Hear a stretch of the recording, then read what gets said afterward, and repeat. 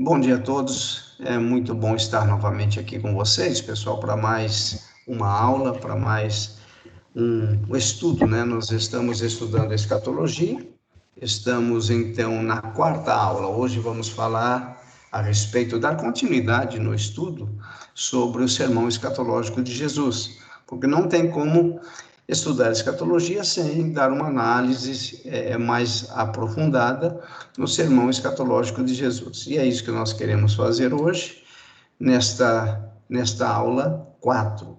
Então, o sermão escatológico de Jesus, parte 2. Esse sermão nós encontramos em Marcos 13, Lucas 21 e Mateus 24. Essa é a primeira parte. Aqui está o esboço, que nós já falamos um pouquinho na semana passada. Esse esboço está baseado em Marcos 13, mas a sequência é a mesma de Mateus e de Lucas. Então, o primeiro ponto aí é a destruição do templo, versículos de 1 a 4, princípio das dores, de 5 a 13, destruição de Jerusalém, o item 13, item 3, né? Versículos de 14 a 18, item 4, que é o mais polêmico, mas nós vamos chegar lá, não sei se hoje, é de 19 a 23. O item 5 também é muito discutido, né? A questão da segunda vinda do Senhor Jesus, dos versículos 24 a 27. E na parte 6, aí, exortação à vigilância, de 28 a 37. Então, aí está o esboço do sermão escatológico de Jesus em Marcos 13. As perguntas, então, que os discípulos fizeram. Então, Marcos vai relatar essas perguntas aí. Nós colocamos as perguntas que nós encontramos em Marcos 13, 4, né? Nós temos os discípulos fazendo duas perguntas, que são: 1. Quando sucederão estas coisas? E que sinal haverá quando todas elas estiverem para cumprir-se? Lá em Mateus 24, 3, perdão, pessoal, temos três perguntas, tá? Então, no relato de Mateus, você encontra três. A pergunta 1, quando sucederão estas coisas? E 2, que sinal haverá da tua vinda? 3, e da consumação dos séculos. E em Lucas 21, versículo 7, você tem duas perguntas também parecidas com as perguntas de Marcos. Quando sucederá isto? E que sinal haverá de quando estas coisas estiverem para se cumprir? Ok? Então, essas são as perguntas. Na verdade, os discípulos estavam com Jesus ali no Monte das Oliveiras e eles apontam para o templo. Esse templo, na verdade, é o templo reformado por Herodes. Herodes, ele vai reformar o templo de Zorobabel, não sei se vocês se lembram, lá na aula 3 da semana passada, nós falamos então do templo, falamos do tabernáculo, depois do templo de Salomão.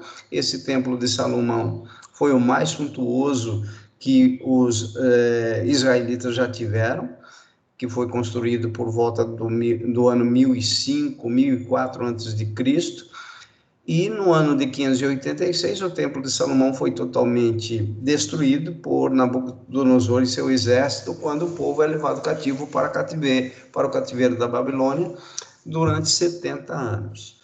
Muito bem, aí nós temos Zorobabel, ali com Neemias, com Esdras, reconstruindo o templo, quando eles voltam do cativeiro da Babilônia. Então, por volta do ano 516, por aí, o templo é reconstruído, tá?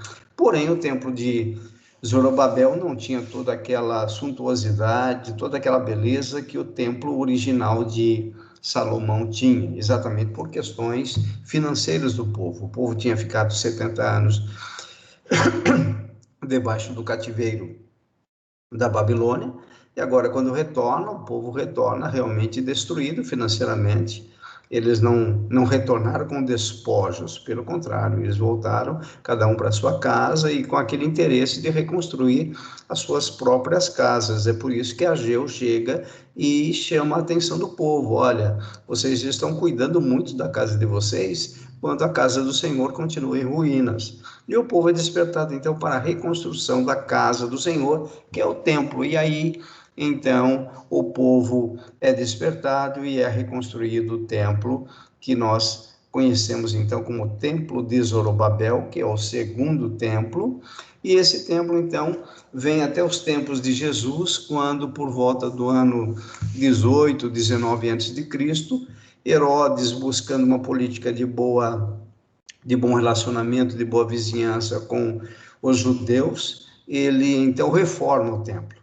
Então, quando Jesus está ali junto com seus discípulos no Monte das Oliveiras, o que os discípulos apontam, principalmente Pedro, Tiago, João e André, o que eles apontam para Jesus é o templo reformado por Herodes. Então, já é um templo suntuoso, aos moldes do templo de Salomão, com muita beleza, com muita pompa.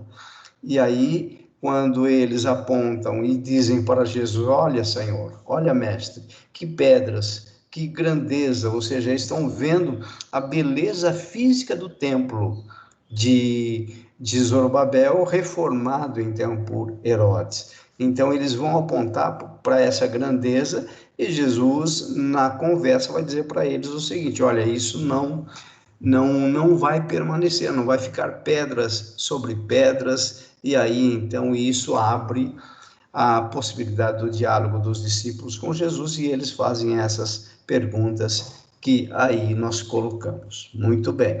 Então, feito essa introdução, vamos caminhar um pouquinho a mais. Aqui, novamente, deixando claro para vocês que esse gráfico que nós estamos colocando aí é um gráfico que mostra a escatologia de Jesus em Marcos 13. E esse mesmo padrão, eu repito, vai estar em Lucas e em Mateus.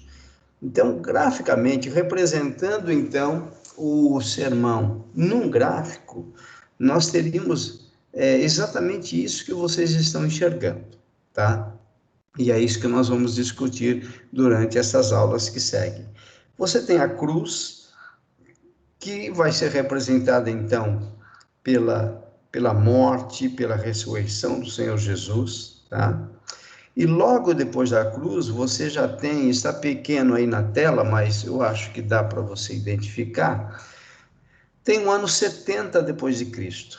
Nós vamos falar sobre isso, que foi a destruição da cidade e do templo, tá? Depois, então, se você observar aí, você vai localizar o princípio das dores. No sermão escatológico de Jesus, o princípio das dores, ele começa com a era da igreja, e você vai ver que ele vai terminar, o princípio das dores, vai terminar com o início da grande tribulação, que seria o quê? O princípio das dores numa intensidade muito maior. Nós nem temos como medir. Então, dentro do sermão escatológico de Jesus, nós já podemos nos localizar, por isso é importante estudar esse sermão, em que fase nós estamos. Logicamente, nós não estamos no início da igreja, nós não estamos no ano 70, logicamente, nós estamos no ano 2020. Então, veja, é lógico que já passaram-se quase 2.000 anos, né? Para ser preciso, 1990. Como que eu chego nos 1990? Eu já falei em anos anteriores, né? Em aulas anteriores. Nós chegamos no ano de 1990 pegando o seguinte: se nós pegarmos 2020 menos 30, por quê? Nós estamos dizendo que a igreja inicia no ano 30 depois de Cristo, por volta do ano 30, ano 33. Vamos arredondar para o ano 30. Então, a era da igreja começa no ano 30 e nós estamos caminhando nessa era até 2020, que é exatamente o ano que nós estamos hoje. Se eu pegar 2020 menos 30, eu vou ter 1990 anos de era da igreja. Então, nós dizemos quase 2.000 anos. Então, durante esses 1990 anos, ou durante esses 2.000 anos, nós estamos dentro do princípio das dores.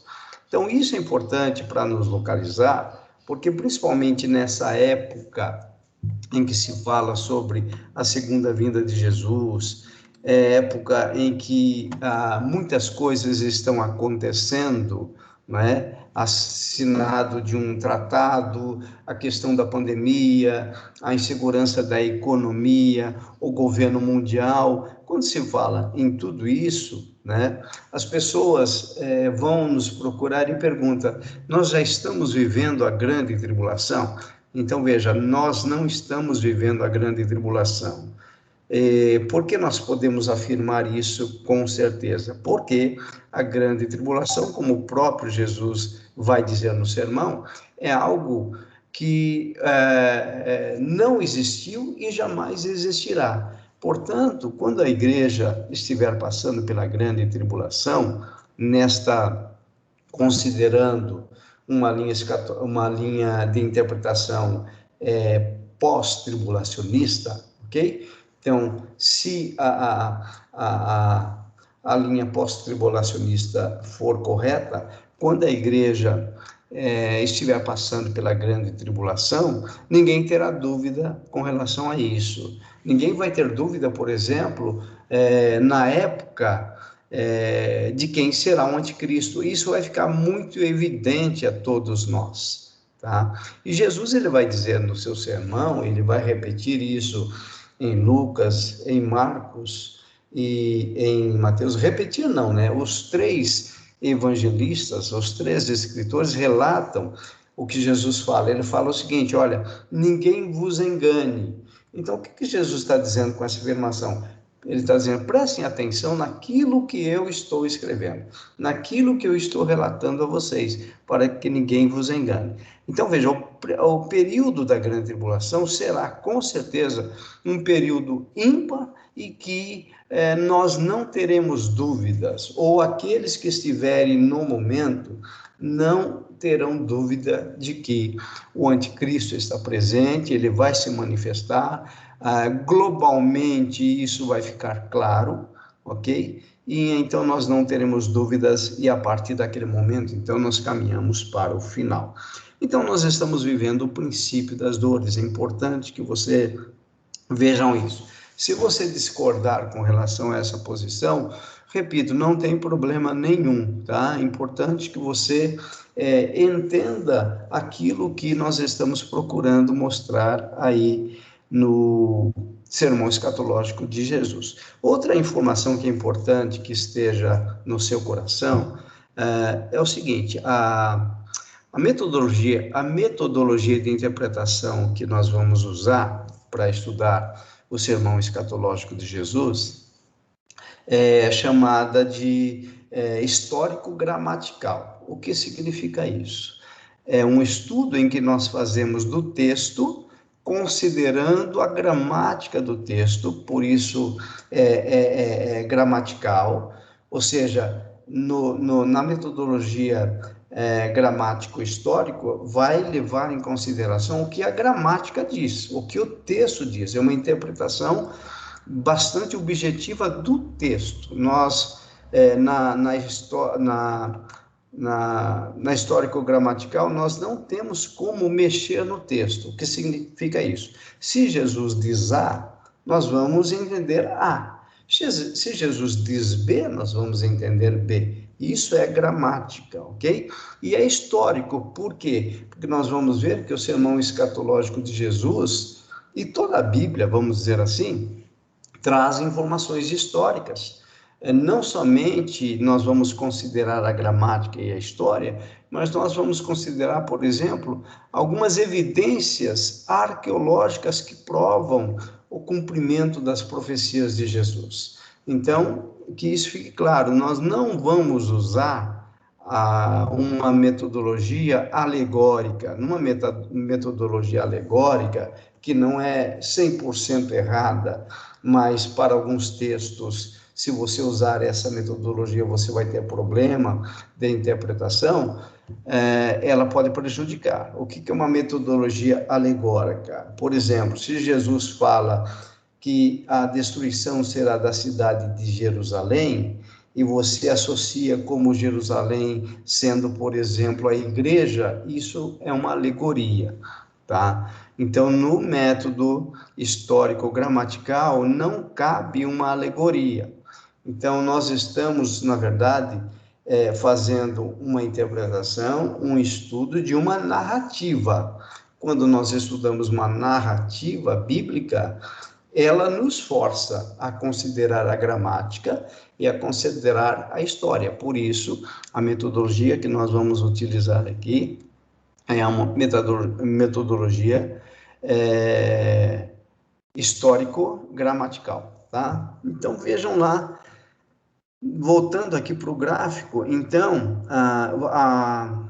depois do princípio das dores, nós vamos ter o início da grande tribulação. Então, vai ser na verdade, esse princípio das dores, é aquilo que nós já falamos, vamos pegar como ilustração a ideia de uma mulher grávida que começou a sua gestação no início, no primeiro mês, no segundo mês, principalmente no primeiro mês. Às vezes ela nem percebe que está grávida, a não ser alguns sintominhas que o corpo já começa a demonstrar. Mas às vezes ela vai fazer o teste, depois de um mês e meio, aí que ela descobre que está grávida, ok? Porém, essas dores vão se intensificando. Então, o feto vai crescendo, as dores vão aumentando, as contrações começam a aparecer, principalmente lá no finalzinho, próximo dos 9 meses, a mulher vai então ter uma intensidade nas dores, as dores de parto começam a surgir, e depois vem então o que? As contrações continuam bastante aumentadas, porque a função do útero é expulsar o feto, para trás, para trás não, expulsar o feto para que a criança possa nascer. Então, há um processo de gestação, e é isso que Jesus está procurando ensinar aqui. Agora, lá na grande tribulação, como se disse, o máximo, então, das dores que nós estaríamos sentindo. E no sermão escatológico de Jesus, repito, usando essa metodologia histórico-crítico, nós vamos observar que, histórico-crítico não, histórico-gramatical, tá? É a metodologia. Histórico-crítico é uma outra metodologia, mas o que nós vamos usar é histórico-gramatical. Então, nós vamos ver que a segunda vinda, ela ocorre depois da grande tribulação, tá? E aqui, então, nós vamos falar um pouquinho mais quando nós chegarmos nessa passagem, que podemos também, dependendo da nossa posição escatológica ou da nossa linha de interpretação, entender de outra forma isso. Mas quando chegar lá, na frente, nós vamos falar sobre isso. Então, apenas uma ideia aí a respeito desse gráfico.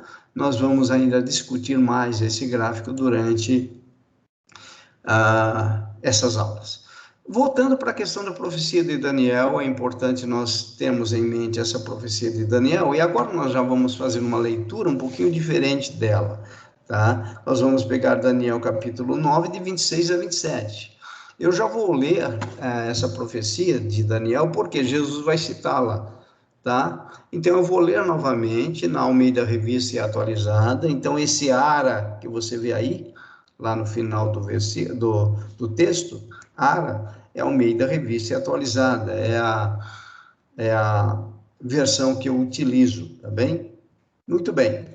Eu vou ler agora, já trazendo alguma interpretação bíblica desse texto. Veja só, depois das 62 semanas, então, outra coisa que nós já temos que observar nessa metodologia histórico-gramatical que nós utilizamos, as palavras, elas têm peso e muito significado para nós, tá? Então, aqui, Daniel vai falar depois, ninguém tem dúvida que é após os acontecimentos relatados.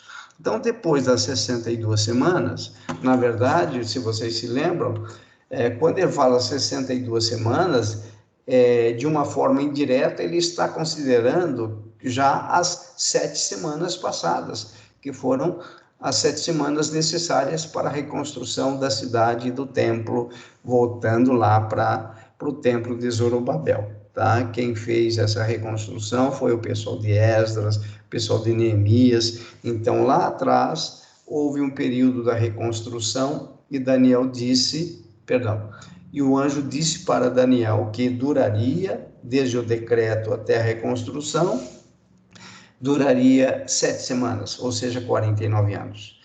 Aí ele vai falar depois das 62 semanas, então 62 mais 7, então aqui poderíamos até colocar entre parênteses 69 semanas, tá? Então eu vou ler dessa forma, tá? Depois das 69 semanas, será morto ou ungido. Então o que ele já está dizendo aqui? Que o ungido, que o Messias, ele morreria, seria morto depois da semana 69. Depois das 69 semanas, vem qual semana? Logicamente, na matemática, vem a semana de número 70, a 70ª semana. Tá bem? Então, veja, essa metodologia de interpretação, ela vai nos dando tranquilidade quanto àquilo que o texto está dizendo, tá? Ela é gramático-histórico. Na gramática, então, depois das 62 semanas, depois das 69 semanas, entendam isso, será morto ou ungido. Depois das 69, obrigatoriamente, gramaticalmente falando, o ungido seria morto ou foi morto na 70ª semana, ok? Muito bem. Agora veja só, e já não estará, porque Jesus realmente foi morto, esse ungido aqui referindo-se a Jesus, ele foi morto, tá? Depois ele ressuscitou, ficou mais 40 dias com seus discípulos e foi assunto aos céus, ou seja, ele foi levado aos céus, por isso não mais estará. Então, qual a conclusão que o texto, nessa linha de interpretação, nos mostra? Nos mostra que Jesus foi morto e foi elevado aos céus durante ou no início, vamos dizer assim, da 70ª semana. Muito bem. E o povo de um príncipe que há de vir destruirá a cidade e o santuário. Essa informação para Daniel, essa informação que o anjo deu para Daniel, não foi de simples interpretação. Porém, para nós, essa informação agora é muito clara, fica muito clara para nós. Por quê? Essa questão da destruição da cidade e do templo, nós sabemos que o general Tito, do exército romano, eu coloquei aí entre colchetes, vejam aí, no ano 70 depois de Cristo, a cidade de Jerusalém foi devastada, tá? Naquela ideia do abominável da desolação. O abominável sempre ele vem com a intenção de devastar, por isso desolação. Então, o abominável vem e devasta. Então, é abominável porque ele vai, durante o seu processo de invasão na cidade, ele vai destruir a cidade, mas vai também invadir o templo, vai profanar o templo. Então, e o povo de um príncipe que há de vir destruirá a cidade e o santuário. Repito, isso aconteceu no ano 70 depois de Cristo. E o seu fim será num dilúvio e até ao fim haverá guerra. Então aqui Daniel começa a profetizar dizendo que a partir daquele momento ou durante todo esse processo, veja só, até o fim haverá guerra. Então vai estar muito em linha com aquilo que Jesus está trazendo no seu sermão escatológico.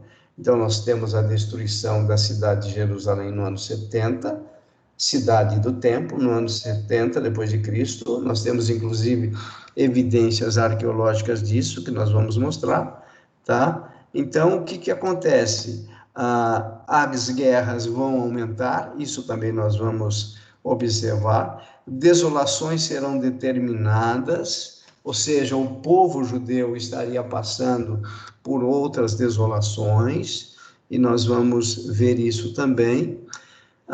Aí, veja, ele firmará aliança com muitos por uma semana. Aqui, as linhas de interpretação já se dividem, tá? Tem uma linha que fala que ele firmará aliança, esse ele aí é Cristo ou ungido. Para outra linha vai dizer, não, esse ele aí é o anticristo, tá? Mas não vamos discutir isso agora, vamos ver dentro do sermão escatológico de Jesus como que vai ficar essa questão. Ele firmará firme aliança com muitos por uma semana. Na metade da semana fará cessar o sacrifício e a oferta de manjares. Sobre a asa das abominações virá o assolador, que está no sermão escatológico de Jesus, principalmente em Mateus 24:15. Jesus vai falar disso. Até que a destruição que está determinada se derrame sobre ele. Então, aí nós lemos agora, explicando, trazendo um pouquinho mais de luz, no verso, né, no texto de Daniel 9, de 26 a 27. Muito bem, caminhando um pouquinho mais agora, voltando então para o sermão escatológico. Na verdade, o sermão escatológico, ele está mais especificamente em Marcos 13, Lucas 21 e Mateus 24, como nós temos dito. Nós vamos observar também que lá em Lucas 19, de 41 a 44, Jesus vai falar um pouquinho sobre o que aconteceria, tá? Eu vou abrir aqui na minha Bíblia, em Lucas 19, porque eu não coloquei o texto aí. Se você quiser acompanhar comigo, Lucas 19, de 41 a 44. Vejam o que Jesus vai relatar. Lucas 19, de 41 a 44. Quando ia chegando, vendo a cidade, então Jesus chegando para Jerusalém, tá? Ele andava muito por aquela região. Aí, numa determinada ocasião, ele vem, chega na cidade, e é isso que Lucas está relatando. Quando ia chegando, vendo a cidade, imagine você fazer uma viagem, né? E de repente você chega próximo da viagem, ali naquela rodovia maravilhosa, aí você avista a cidade. Essa é a ideia aqui relatada por Lucas. Chorou e disse: se conheceras por ti mesma, ainda hoje o que é devido, à paz. Mas isto está agora oculto aos teus olhos, pois sobre ti virão dias em que os teus inimigos te cercarão de trincheiras, e por todos os lados te apertarão o cerco, e te arrasarão e aos teus filhos dentro de ti. Não deixarão em ti pedra sobre pedra, porque não reconheceste a oportunidade da tua visitação. Então, o que nós temos aí Jesus relatando? Porque Lucas, ele relata essas palavras de Jesus aqui no capítulo 19, e lá no capítulo 21, Lucas vai falar algo parecido, tá? Então, é importante nós pegarmos essa passagem aqui para nós podermos estudar e entender melhor o que Lucas vai dizer um pouquinho mais à frente, no capítulo 21, o que Marcos vai falar no 13 e o que Mateus vai falar no 24. Muito bem, então o que está relatado aqui, o que Jesus começa a profetizar já em Lucas 19? Primeiro, ele vai dizer então, nesses versículos, está implícito essas 5 informações. A cidade de Jerusalém seria cercada de exércitos, tá? Olha só. que seriam instrumentos da justiça de Deus. Então, o que nós vamos observar? Jesus, ao chegar e ao olhar a cidade, ele recebeu essa revelação do Pai, de que a cidade estava prestes, ou estava prestes não, que depois de um tempo isso aconteceria. A cidade de Jerusalém seria cercada de exércitos. 2, as trincheiras seriam construídas contra ela, porque se você estudar um pouquinho sobre o cerco de Jerusalém pelos romanos no ano 70, você vai observar que o cerco não aconteceu no ano 70, mas acontece por volta do ano 66, 67. Ou seja, foram de 3 a 4 anos de cerco, ou seja, o exército romano se preparando com trincheiras para invadir a cidade de Jerusalém. Porque nós não podemos esquecer que a cidade ela era protegida por muros, e muros altos. Então, a preocupação dos romanos era subir os muros e serem atacados. Então, eles organizam, eles cercam, com o objetivo do cerco impedir que a cidade, que os moradores da cidade trocassem comércio com a região. Imagine, vamos supor, eu moro aqui em Valinhos, e de repente a cidade de Valinhos começa a ser cercada, sitiada por exército. Então, eu que estou aqui em Valinhos, eu não posso nem ir para Campinas comprar num supermercado de Campinas, por exemplo. Eu teria que me virar com os recursos que nós teríamos aqui na cidade de Valinhos. Por quê? Porque se eu sair, eu vou ser atacado. Essa é a ideia ali dos romanos. Eles montaram essa estratégia de cercar para impedir.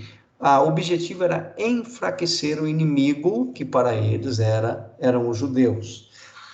3, a cidade seria arrasada e devastada. Então, Jesus já começa a predizer, a profetizar o que aconteceria com a cidade. A cidade seria arrasada e devastada. Aí vem aquela ideia, repito, do abominável da desolação, porque o abominável ele vai atingir o templo. Ele quer abominar as coisas de Deus, mas a abominação ela não fica só nisso. Ela vai trazer destruição, ela vai trazer devastação.